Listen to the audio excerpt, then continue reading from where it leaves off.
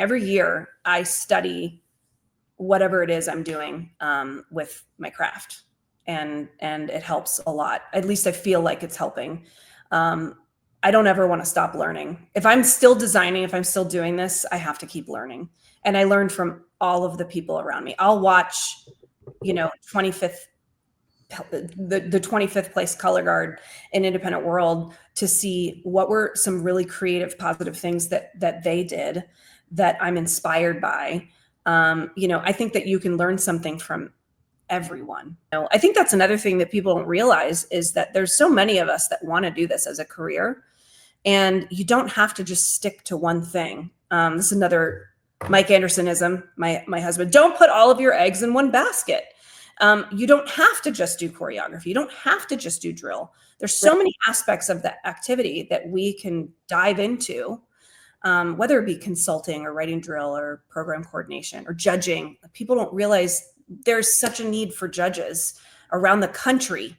These judges coordinators are starving for people sometimes. It's an easy thing to start to learn from somebody else and get into. And that's another way to be successful in the activity. People make a living off of it. It's great. So if you can't do, if you don't want to teach, there's many other avenues. Graphic art, getting a graphic art degree, it is a career in this activity. And I love that.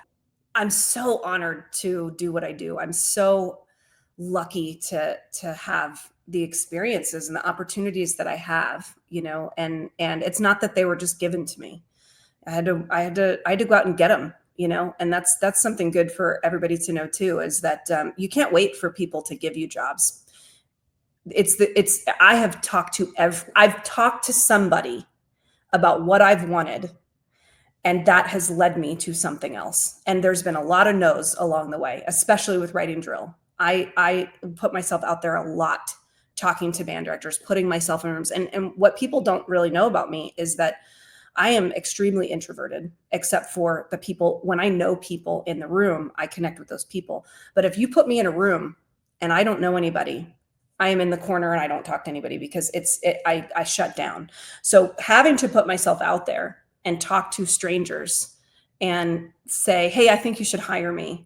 Right. And get no after no after no after no after no was really hard. But I play a good game. I fake it till I make it. I sweat profusely if I'm in a room of people I don't know, and it drains me, but took a lot of no's to get to a yes. Everybody, it's Tim Hinton, the beast of the marching arts. Thank you for watching. Boy, this is going to be exciting. Becca Anderson's with us. Becca, how are you? I'm good. How are you? I am great. And you're so nice to stop your busy life and take a few minutes to talk with us. Yeah, I'm so honored. It's really exciting to always be here with you, Tim. Thank you. And one of my very dearest friends, Dr. Mary White, is here. Mary, how are you? I'm doing great, Tim. I see the beast is in the background of a new space. Love it. And love talking to Becca, too, because this is, again, someone who's really at the top of her field in so many different fields. Exactly. And yeah, I want to apologize, everybody, for my staging here tonight, but I literally just moved into this new space yesterday. And I was like, okay, I'm just going to at least put the beast picture up. And it's like, there it is. That's all you're getting tonight. But anyway, this is all going to look better soon. But anyway, it doesn't matter because we're here to talk to Becca. And Becca, our whole premise for this, Mary and I have been doing these series of conversations. And I literally was like, well, who do I want to talk to? Who's always fun to talk to? Who's interesting? Who's doing cool stuff? Who do I want to know more about? And you're on the list, and thank you so much for being here. We talked to Scott Chan, we talked to Michael Gaines, we talked to Rick Subel and Andrea Forbes, we talked to Michael Rayford last week, which was really interesting. And if you're watching this, anybody, please say hi. Say put your hello and where you're watching from in the comments. If you have a question or comment for Becca, please say that. So anyway, Becca, you're in pretty good company. Thanks for being able to talk with us. I'm so excited. It's hard to even think about the names that you just rattled off, and to be one of the people that you're talking to it's crazy. Andrea and I actually marched together. So Andrea and I go way back. I that whole interview is amazing. She was my guard captain. Okay. So where was this? We marched together in Carolina Crown in 1996, as well as the company Independent World in 1998. That's way back, putting it Yes. way in Florida. Yeah, for sure. Yeah. So I adore her. I always say to her whenever I was like, "Hi, Captain," or "Oh, Captain, my Captain." She is incredible. I love her so much. I love that very much. It's very interesting that so did you were a color guard person? Is that where you started? I was, yeah. I started at Tarpon Springs High School in the very, very first winter guard they ever had, which was in 1995 winter, and that was under Renee Fredericks. I know she has a new last name, but she was the person that came in during that winter, and Michael Shapiro and Adam Sage were the designers. And so they were the first people in front of me. And then Janine Ford came in the next year, Kevin Ford, her husband. And I mean, that it changed my whole life. She changed my whole life 100%. And she's one of the most incredible women in this activity. You need to talk to her. I'm going to write that down. Absolutely. You know what's fascinating? It's like, Mary, I guess that the activity, it's like a small little family. Like everybody has all these connections. I'm always telling people, don't burn any bridges. We all run into each other all the time in every possible way. But like, Mary, can you believe, like, here is another really young, accomplished person that we're talking to. And so many times they will be like, well, this person was there when I started. And you're like, that person was there? Like, these are like not small names. No, it's like 6 degrees of separation always in this activity. I mean, someone was taught by so-and-so who started the so-and-so, and it's absolutely incredible that, I don't want to say this, but like, it's not about competition. It's about building other people up, isn't it? Like, definitely building people. Absolutely. No, but imagine your first winter guard, and it's Michael Shapiro on stage. Like, that's amazing. And they're so young. Not that they're old now, but I mean, they were at the start of their career, and we had no idea in, just a few short years that the two of them were going to explode and become so big. And they're still, even to this day, they are huge in the activity.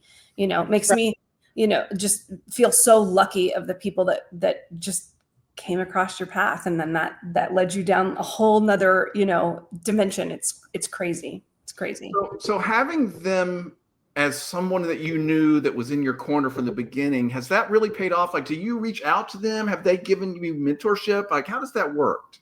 Oh, along the way, for sure. I mean, it's great. Michael Shapiro and I are on the steering committee for WGI.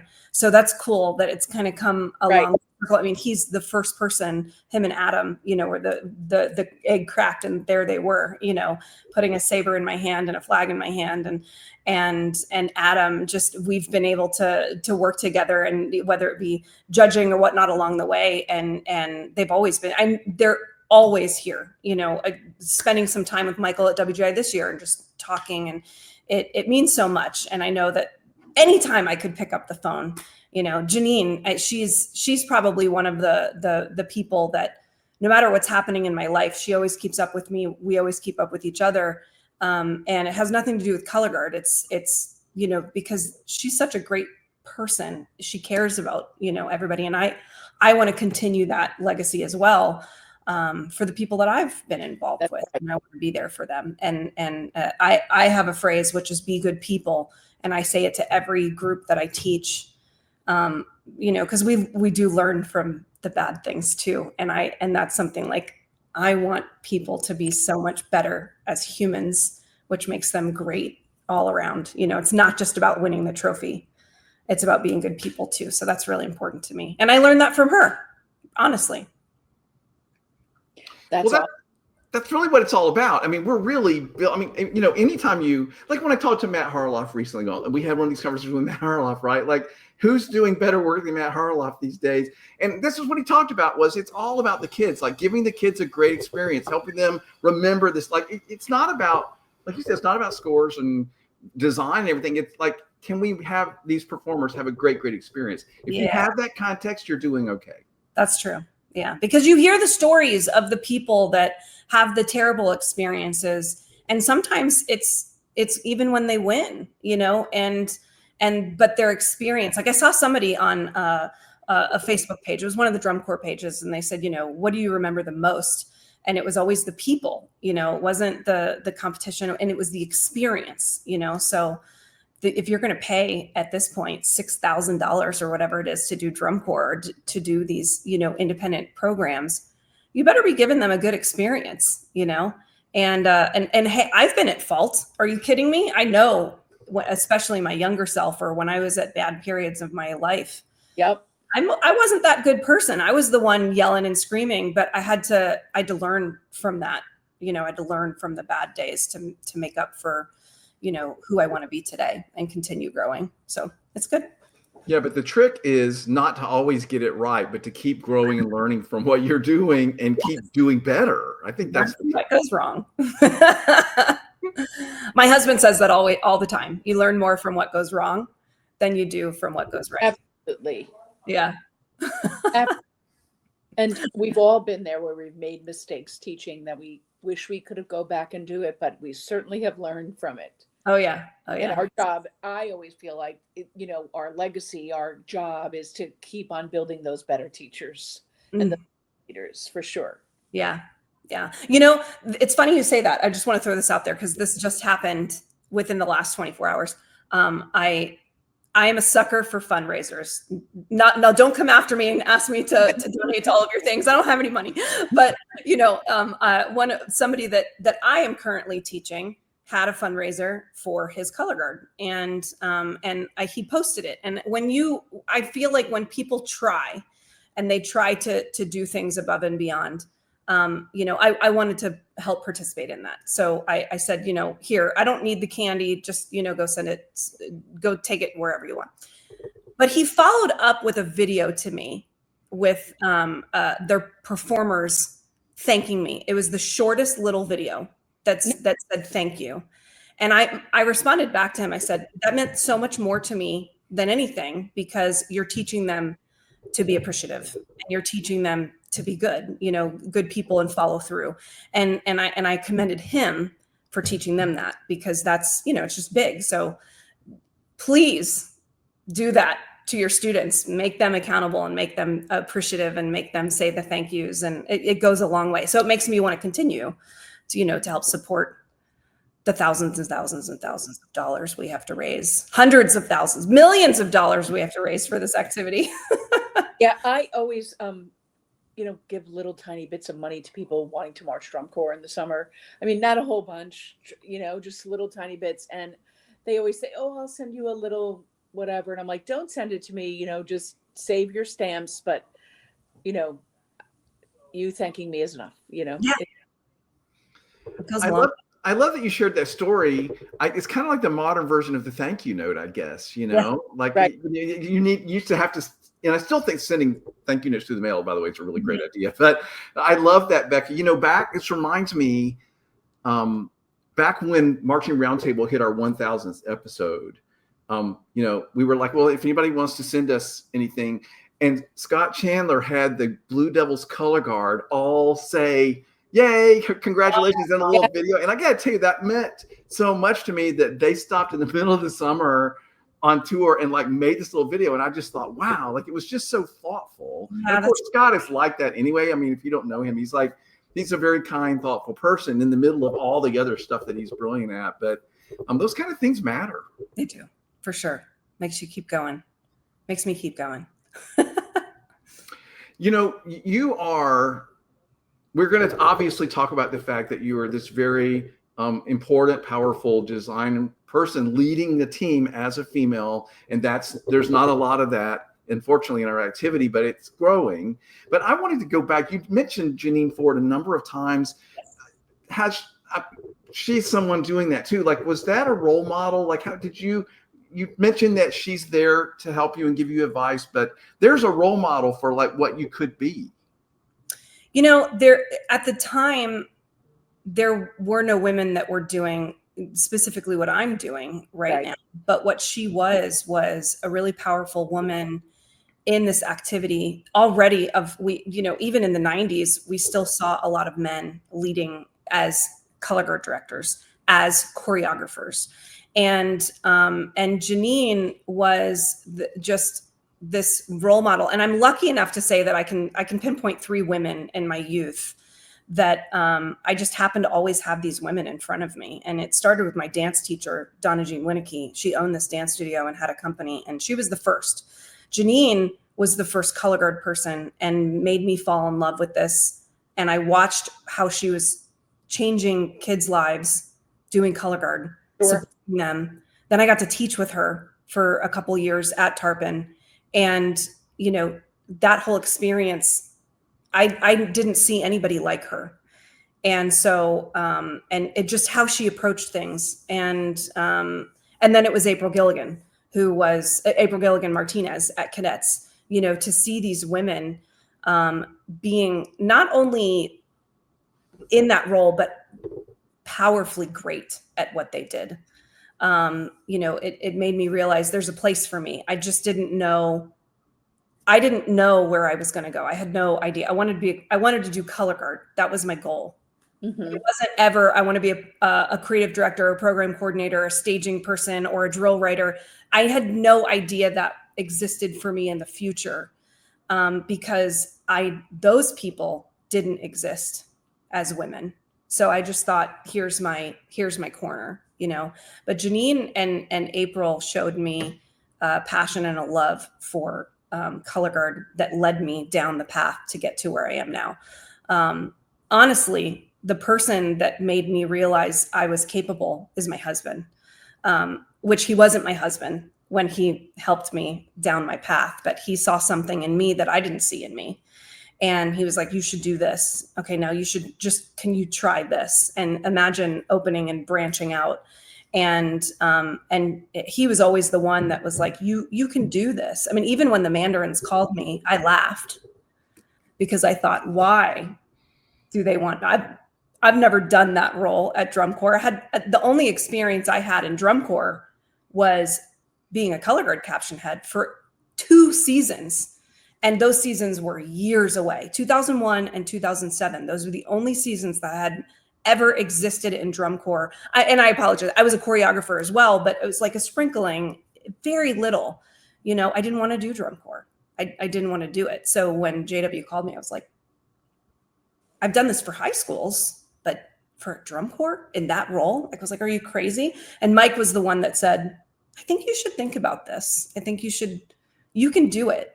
I don't think I ever saw it in myself. So, but it's weird not having like that role model of somebody that's like me, in that space. So, I don't know, but yeah, Janine, April. Of course, the fact that, you are now doing it for all those other women who are seeing, oh, wow, look at what she's doing and so successfully. And she's a great, lovely person and people like her. Like Becca, this is important stuff you're doing for the world right now. And not to get too much down that path, but I think that has to feel so wonderful. And don't you feel empowered that you can do that for these others? Oh, man.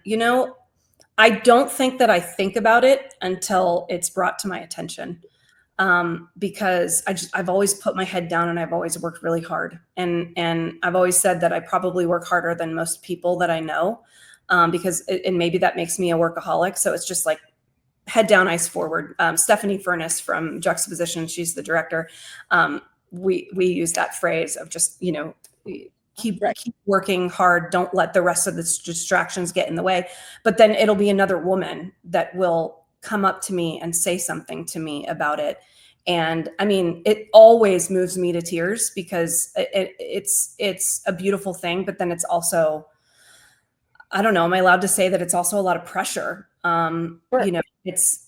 Sure.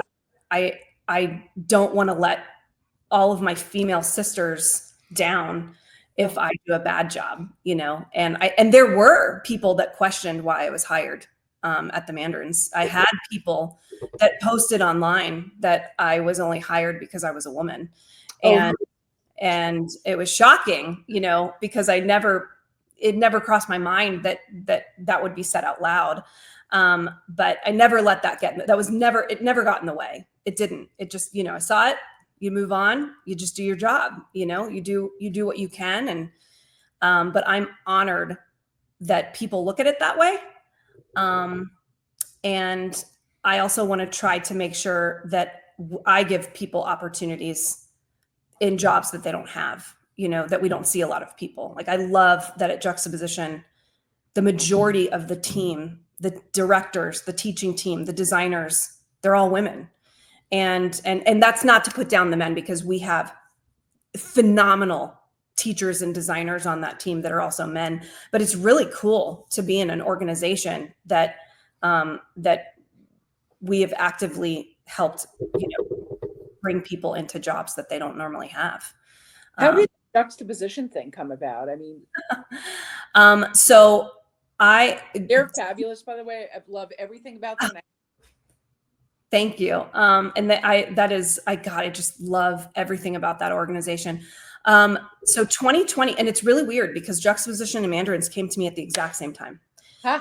And it was during the pandemic. And I happened to have a conversation on the phone with Byron Valentine. He was their designer at the time. And we both, you know, WJ had been shut down. We were really devastated by it. And I don't know about you guys, but the pandemic made me look at life a lot differently. And I had gone from teaching full time and having these competitive organizations to completely stopping that, designing for mostly high schools and judging. I put so much time into judging. And by the time I got to 2020, I had built up one single program to be nationally competitive. And it sparked that interest back in me. And I was talking with Byron on the phone, and we both were kind of in this place, like, are we happy with what we're doing? And I just happened to mention to him, I really want to have a World Guard again. I want to get back into that. It had been, you know, a long enough. And he said to me, I might have somebody for you to talk to. And Stephanie Furness texted me the very next day. And I was floored because I had never done an independent World Guard. I had done every other class. And when I said World Guard, I meant Scholastic World Guard, you know, and it was incredibly intimidating to me. But Stephanie and I hit it off immediately. We were on the phone for 2 hours that next day, and that was it. And I've been there ever since. And it has been such a wonderful, stressful learning environment for all of us. But we are this family, like Stephanie and I will talk for hours. And to see her and Erin, assistant director, as these two really powerful women running this organization, I'm really proud of them, and I'm really proud to be a part of this organization that you know, they are role models for all of the women that are in their organization and everybody that's come before them and after them. I mean, that's their year 27, I think now. So yeah, it's pretty killer. I love it. And every year, entertaining every year. Yeah, it's been cool too. Yeah, and they've been just getting better every year, right? The Stephanie and Erin have cultivated this environment that's really healthy, and so they keep getting better talent every year, and you know, but better. I'm going to say people, like really good people. Mm-hmm. The guard loves each other because they just have this environment of, it's just so healthy, and it makes you just want to be there every second of every day. I hate being away from them. It's so hard.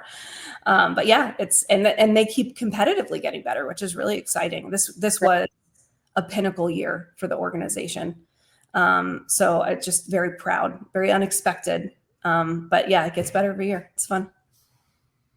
You know, I think when people are good people, as you talked about, and they're creating an environment where everyone is valued and appreciated and supported and loved. And I think that draws all of these wonderful people to that opportunity and to that environment and to that energy. I really do think that's real. And so when you see a group like Juxtaposition grow and continue to get better, but this is what they're doing. They're putting the right energy, the right intent, like all of this stuff is what makes this successful. And we can all feel that. Building a culture too of excellence and commitment and all those things. And they are, I mean, 10 out of 10, they have it figured out, and they support people in life. I mean, if I went through the list of things that have happened to individuals in their organization, I'm talking life and death, they will give everything off of their backs to take care of people. And I'm one of them. I mean, I'm so grateful. I had a really hard year this year, and they were there for me every step of the way. And it had nothing to do with color guard. So that was really cool. I'm very thankful for both of you if you're listening. You said something a minute ago that I wanted to back up and just mention again. You talked about how you just sort of put your head down and do the work. Head down, eyes forward. I love that, but I feel like that's whenever you read about great people in history who've done great things, this seems to be how they operate. Like they don't get distracted by all the stuff. It's not about look at me or image. Most of the time, it's always sort of like, well, this is what I'm really into, and I'm good at this, and I love doing this, and I'm just going to do this. And then the accolades and stuff come later. But I feel like that's just a model for success. Well, and I think that there's pieces in there though that it's you can work really hard at your craft, but it's also studying your craft. Like part of working hard for me has been studying my craft. I knew nothing about writing drill. So how do you become a drill writer? And so I had to start looking at how this works. What is Leon May doing? What is Mike Gaines doing? What are they doing for their high school marching bands that are working? Look at the state of Texas. Look at all of these phenomenal programs. Hi, Kitty. I love animals. But podcast. We'll take all the animals. I used to do that in color guard, when I wanted to be more competitive. And how do you design a Scholastic World show? I started dissecting, like, okay, let's look at the top 5 color guards and let's see what they do on saber. What are they doing rifle? What are they doing movement? How are they moving people around? How are they producing effect? And I would break everything down, and I would find the consistencies, and then I would figure out how to make that in my own voice. Not copying by any means, but okay, if everybody's doing this, 6 with a turnaround underneath of it, how do we make that? How do I make it my own? How do we do something that's going to work for my kids? What's the training?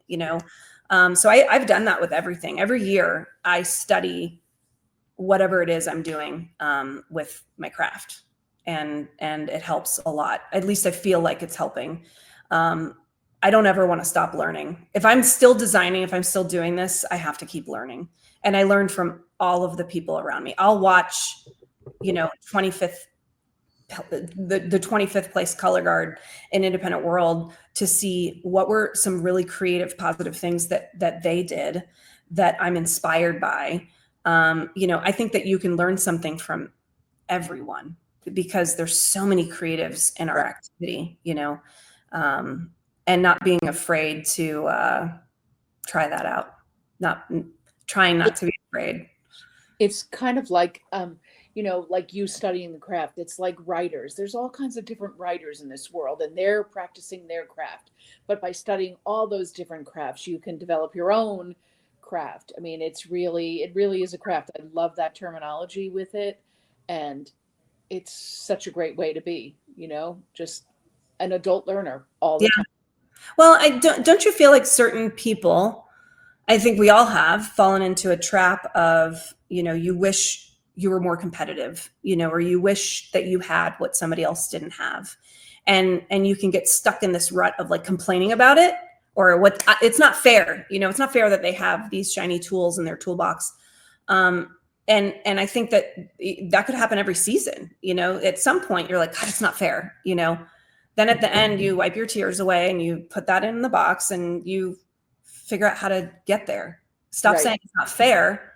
Figure out how to get there, And so what are you missing? Then it's like taking the ego away and going, all right, maybe I'm not doing this very well. So let's figure it out. And that's something that I would tell people every day. Like, stop thinking you're the best at what you do and start looking at how to get better. Create a new path. If it's not working, figure out why it's not working. And Right. 9 times out of 10, it's you. At least that's how I feel about myself. 9 times out of 10, it's me. I'm doing too much. I'm trying too many things. I need to narrow it down, or I don't have enough ideas, or I'm not clear enough. It's clear in my brain, but it's not clear to the audience, you know, or the judges. Ooh, that's a whole podcast. I'm sure it is. We've heard a couple of themes throughout when we were talking to all these great people. Michael Gaines said the same thing about like really kind of like getting good. Michael Rakeford said the same thing, like getting good at those things you're doing and really explore that, and don't try to do too much. I mean, and really pare that down a bit. You know, it's finding out what you're really good at too. I wish more people would realize it's okay not to be good at everything. It's okay to just find your niche area of expertise. You know, I've always wanted to be a phenomenal choreographer. And the more I invited people into my space, which that's another thing of where I feel like my turning point was, I was so selfish in the beginning. Like I wanted to do it all. I wanted to do everything, you know. I wanted to be the best choreographer. I wanted to be the best technician. I wanted to be the best, but I'm not. And then you start inviting these people in, and I started getting all of these other choreographers around me. I was like, I'm really good to a certain level. I feel confident to a certain level. But there are so many people that are better than me. And the moment that I gave that away, the moment my group started to excel much more, you know, and then it's wait, huh? How do you give it away though? I feel like that's very hard for people. Yeah, it's trust. It's trusting. You have to trust people, and you have to let go of that part of your ego, and you have to allow them to do the job, even if they fail too at times. That's where I found, hey, I'm a good manager. I'm good at, I know what I want it to look like. This is how it led me into being this creative director and kind of a program coordinator. I know what I want it to be, and I have a very specific thought. Still working on how to communicate that to people, but allowing them the time to create and making it something better than what you could thought. David Crook, who is one of the people that I have worked with for years, he's really, really good at this. I can say, you know, I have this idea and I want to create this thing, you know, like this year with Juxtaposition. I want the show, and I knew I wanted to start in a tunnel, and I wanted to create like a staircase, and then I wanted it to become a hill that this girl fell down. David took that from words and was able to create something so much better than I could have imagined it to be. If I would have done it, it wouldn't have been as good. And I think that was the thing. When I started realizing that things are better, I was able to trust more, but it took time. I mean, in the beginning, I was like, no, I don't like any of this. I could do it better. And I couldn't. That was just my ego getting in the way. You know, it is tough. It's hard. It's hard to let it go and let other people do it.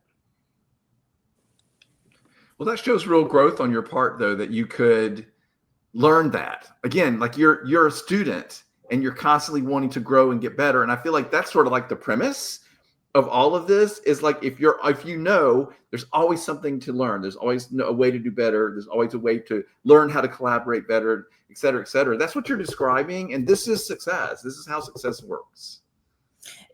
That's one of the things, like you had asked me coming into this, what were some things I wish I had learned or that I knew when I first started. And that is one of them, which was the sooner you invite people in, that it's not just you, the sooner you invite people that are better than you in and you let them be a part of it, the better your entire product is going to be. Because instead of a bunch of like mediocre ideas, you have just elevated every branch of your tree.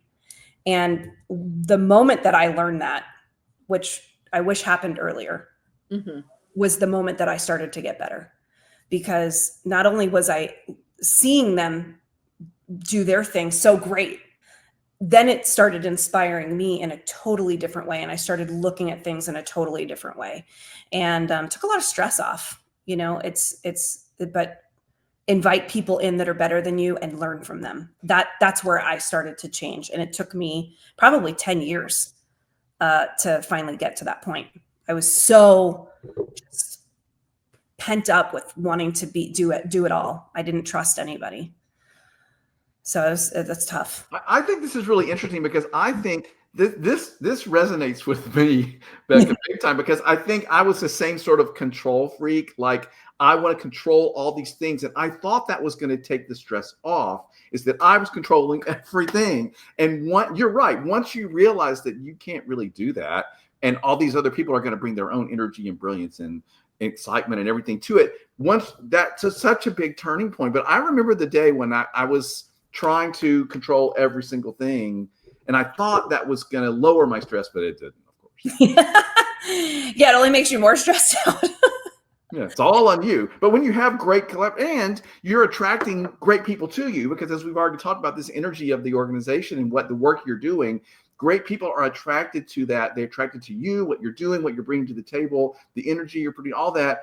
And then the right people do show up. I do think the universe brings the right people to us at the right time. That has happened over and over and over in my life. Oh my gosh, I totally agree. I mean, it's like every choice that you make takes you down a different path and introduces you to a new set of people, or you said it at the very beginning. It's such a small, close-knit community that you can't burn those bridges, and you meet these people along the way, and they know that person who knows that person who knows that person. But and then you find the new people, which is really cool. You find the people that don't have a name in the activity or whatever it is, and they end up being the most creative people.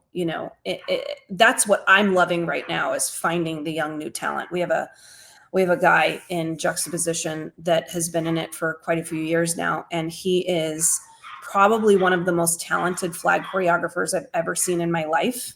And he can do things because his wingspan is like a swimmer. And he's really super tall. So his name is Sean Lark. Hi, Sean. And we even have what we call Sean twirls, where he does like a little clinic and tries to teach people and see what he can figure out. And he rolls everything all over his entire body. I can't do any of that. Are you kidding me? I can't even look at the flag the way he does.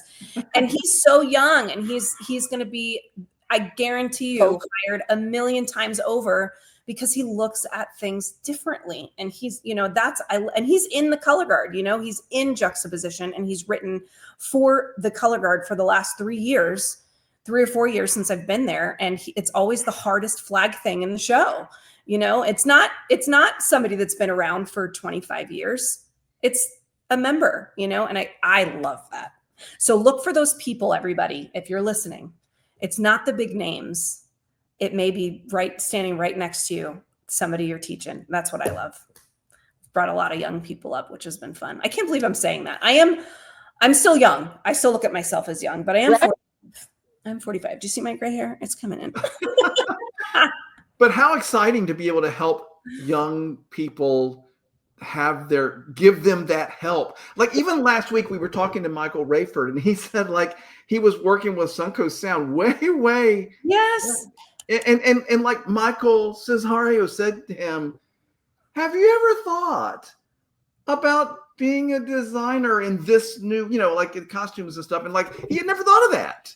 Yeah. But like Michael saw that in him, and like you're doing the same thing, that when you get to it's so exciting, as you're describing, to get to the point where you can maybe help somebody else take that next step, or imagine something they never even thought of, just like the people did for you. Yeah. Yeah. And when that's so funny, because, the more you diversify what you do in this activity too, the more you can have that type of a career where you just keep getting introduced in many different ways to other people. I think that's another thing that people don't realize, is that there's so many of us that want to do this as a career, and you don't have to just stick to one thing. This is another Mike Andersonism, my husband. Don't put all of your eggs in one basket. You don't have to just do choreography. You don't have to just do drill. There's so many aspects of that activity that we can dive into whether it be consulting or writing drill or program coordination or judging. People don't realize there's such a need for judges around the country. These judges coordinators are starving for people sometimes. It's an easy thing to start to learn from somebody else and get into. And that's another way to be successful in the activity. People make a living off of it. It's great. So if you can't do, if you don't want to teach, there's many other avenues. Graphic art, getting a graphic art degree, it is a career in this activity. And I love that, Molly, from Georgia, who does so many big groups now. She is phenomenal. And that's a huge part of her job. I love that. Well, that goes back to one of the other things I love, which is that I always want to try to encourage young people this way, because you're not going to end up where you expected. And there's all these things like you've just described, ways to be involved in something you love that you never thought about. It's like that person that loves figure skating, but they're not going to make it to the Olympics, but man, they might be a great coach or design the costumes or do the music. Like there's all these pieces of the puzzle. And I love that you're making us aware of that, and then reminding people, you don't have to figure it out now. You're 22. Right. You don't have to know. Just keep growing and learning and doing. And then you're going to end up over here somewhere you never even thought about. Seriously. Nobody could have told me 10 years ago. Let's see. When was that? What are we at? 25? Yeah. In 2015, literally 10 years ago. Oh, by the way, you're going to write drill almost full time, and you're going to have a BOA Grand National finalist. I would have laughed in their face and said, no way, I don't know anything about this. And then I started inputting drill for somebody that wrote for hand. It was Mike. And then Mike started teaching me little things. And then I started connecting pages, and then I started writing full productions. And then all of a sudden I got my first major gig, which happened to be the band that I worked with for like 7 years. And they made it all the way to BOA Grand Nationals. And that was another, and honestly, a lot of my breaks have been from women. That was another female, that Melissa Gustafson Hines. She's the head band director at O'Fallon Township. Phenomenal. She's somebody else that she didn't do marching band. She never did marching band in school. And she said, I want to have a BOA finalist. So she worked her butt off, figured it out, surrounded herself with people, and we did it. It's possible. Everything's possible. So don't close yourself in. I love it. I'm so, next week at the same time, we're talking to Lindsay Vento. Oh yeah. And I think Lindsay's great, but I love what you just described. Her story is so she was a singer. Yeah. She was not and I think that gives her some special sauce, because she's not coming from all those years of baggage of what it has to be. Yeah. Right. Yeah. And I think that's one of her secrets, is she's coming from a completely different place, and that gives her some superpowers. Yeah. It makes you look at it differently, right? She looks at it differently than somebody that's done this, and started as a saxophone player, their whole life, I feel the same way about programming for a drum corps or a band or writing drill. My brain was never there. I didn't even look at the drill to the rest of the ensemble. I only watched the color guard for a decade. I didn't even know what the band was doing. I didn't even know how to figure out musical voicing and all of these things. It's crazy, but I've surrounded myself with a lot of people. I was going to ask, did you play an instrument or just? I love this question. So the same thing, how this all works, how goes, I don't play an instrument. I really struggle all the time. How? Yeah. And Tim explains it and I'm like, oh, I get it. How do I can't envision it. I can say yes, but it's not really a yes. And this is why. So I played flute for a very short period of time in elementary school for a year, which, in elementary school, that was literally, nothing. And then when I started at Tarpon, I didn't start in the color guard. I lost a bet to my brother, and I joined the drum line, and I was the top drummer for the drum line. And the bet was, and this is really good, the bet was are we going to get a new band director? There were some things that were happening at the school that a bunch of the parents, were having some problems with this band director, and they were trying to get him moved to another school. And so my brother and I made a bet that if it happened, I had to join the band, and if it didn't happen, I didn't have to join the band. And Kevin Ford walked in the door at Tarpon Springs High School, and it was his first band. His first day at Tarpon was my first day at Tarpon in the band. And I was top bass drummer for a season, and none of them knew that I had a dance background. I refused to join the color guard because I just couldn't do it. I was like, no, I can't do that. That's embarrassing, And then I wanted to be drum major. So I told the band director I wanted to be drum major, and he said he wanted a well-rounded drum major, and that they were starting this thing called Winter Guard, and he made me do it. And then Adam Sage and Michael Shapiro walked in the door, and by the end of the season, Adam had taught me how to toss my saber, and I walked back in the office and I said, I don't want to be drum major anymore. I want to be guard captain. So long story short, I was not a musician. That is an unbelievable story. And I would be willing to put $1 million down that Kevin Ford knew that. He probably did. He probably did. He always knew everything. He has eyes in every aspect of his head. And he saw that. He saw what you were. And he knew, and he just played you. Like, that's good. Man, my hat's off to him. That's just all brilliant stuff. So I knew nothing. I don't really. And so I have a lot of help. There's a whole process that I've gone through of learning so much about music in the last decade, and voicing, and it's so much. But and every year I still have to learn, to make sure that I'm putting people in the right places. But we do big production sheets and count sheets, and I deal with the music arrangers, so they help me and make sure I know where I have to put if there's specific things the way that they want it voiced, I make sure that I have that information, and so it's worked out. But I also think, because of your background, or non-musical background, if you will, that kind of thing, sometimes because you have to work so hard at it, right? I mean, you really have to collaborate, communicate, listen. You really have to work hard. Yeah, you do. And then to at least, I'm lucky that I have a drill writer that lives in my home with me, and I happen to be married to him. So, he would come in and he'd look at the pieware and he, nope, that's all wrong. Start over. Delete everything. Start. Or the baritones are a little far back there. The drum line needs to, it was great. So that's how it started in the beginning. It was pretty rough. Wow. But I figured it out. Yeah, but you needed that person there to give you that hard love, right? But the other thing, Becca, we know that you're like super smart and talented and on the ball and everything, but you're also a great example of, listen, I'm working hard, and you can learn stuff. You know what I mean? Like, you don't have to be, like you already said this, you don't have to be able to do it or even know how, but if you really want to try and learn, and you're going to work hard, like, you're a great example of that. I love that you're describing that.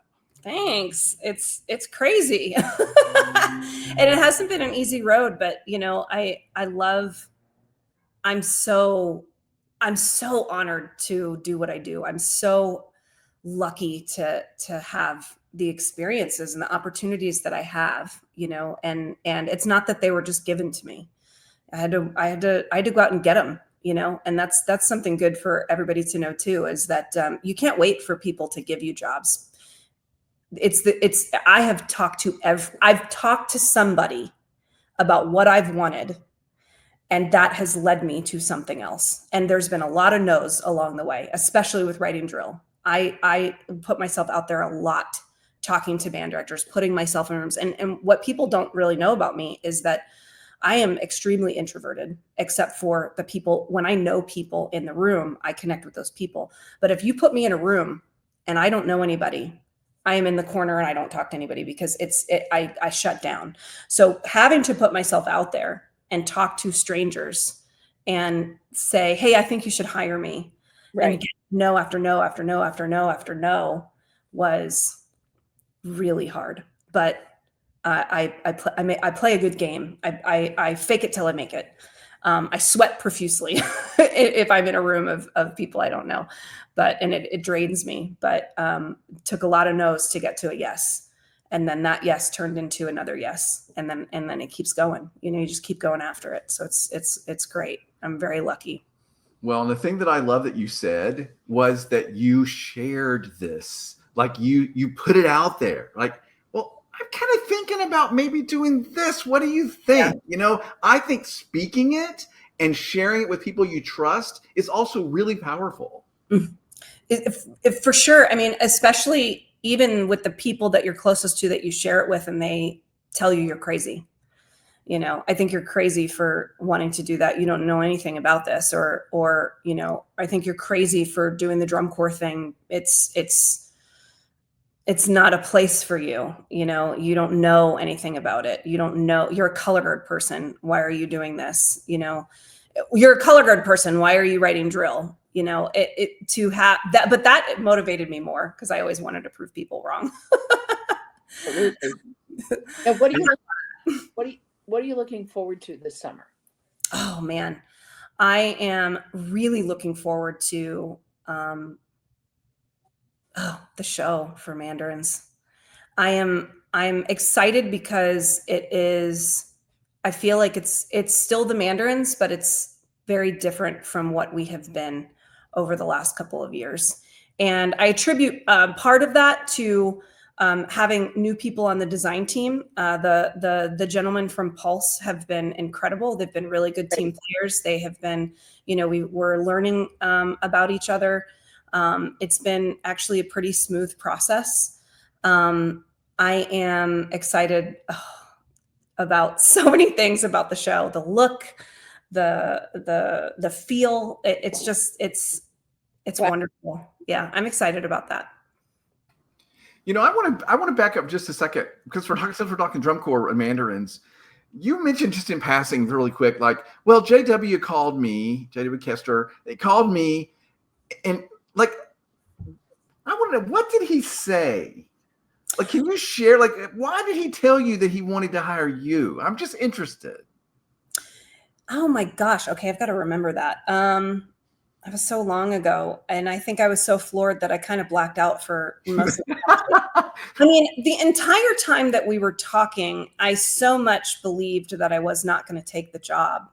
I was so adamant about not doing drum corps because it takes so much time, and all the people that think that you make $1 million have no idea.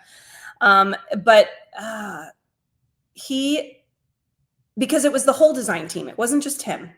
They were looking at multiple people, and I was one of the people. And I can't even remember who suggested me, but they really liked what I was doing with they had liked what I was doing with the high school bands that I was doing, with O'Fallon, and what I had done at Lawrence Central with the World Garden and working with Matt James and Randy Greenwell with the marching band, that it was different.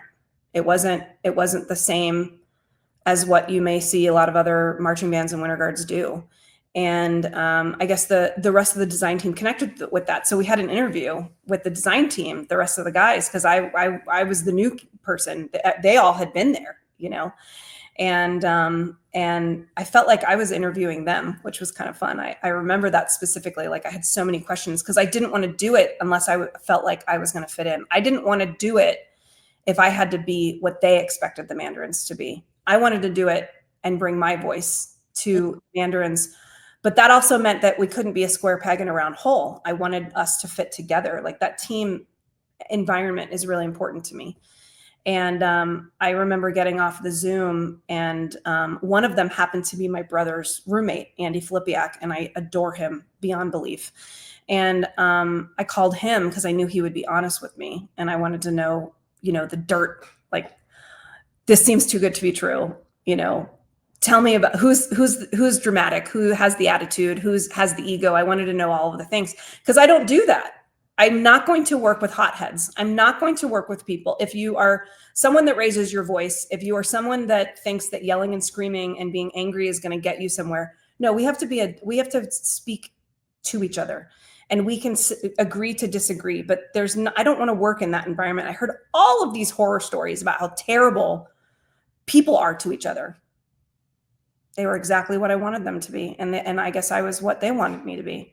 And yeah, it worked. No doubt about that. Yeah. It's been that way. It's been a great environment, wonderful environment.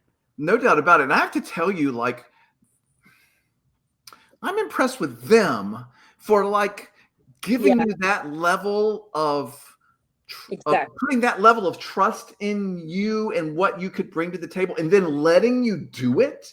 Because I feel like that's one of those things that band directors are terrible at, is they try to bring in these fresh ideas, but then they can't allow themselves, we've already talked about this, allowing themselves to let go and let somebody else, like, so it's so cool that like this was the right place for you, because they were willing to let you come do your thing. Yeah. And you know, that was a growing process though too, Tim, because that first year, I'm really thankful that it was the celebration year, the COVID year, because it wasn't competitive, and it gave us an opportunity to learn about each other. And what I learned more about myself that year was that I wasn't being myself.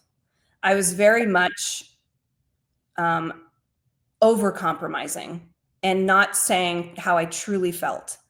And I remember mentioning that going into the next year. And I feel like our first competitive year with the other side, which was 2022, was a little bit more, you know, I felt a little bit more comfortable. I had to find my comfort in the room. And that's a normal thing, I think, for people to go through. And I feel like, you know, I've grown even with juxtaposition that way. I have been so much of a people pleaser my whole life that I realized it was okay to rock the boat a little bit. And then Sinnerman was, I felt so much more of what I wanted everything to be. And we gelled so well on that show, that whole entire team, you know. So yeah, it's exciting. And this year's show, I feel like, is everything that I've really wanted a drum corps to be. So I'm very excited. I'm very excited. Yeah.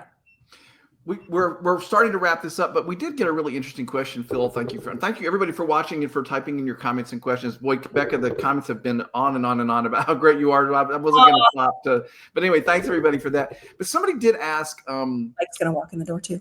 Inspirations outside of the activity for you.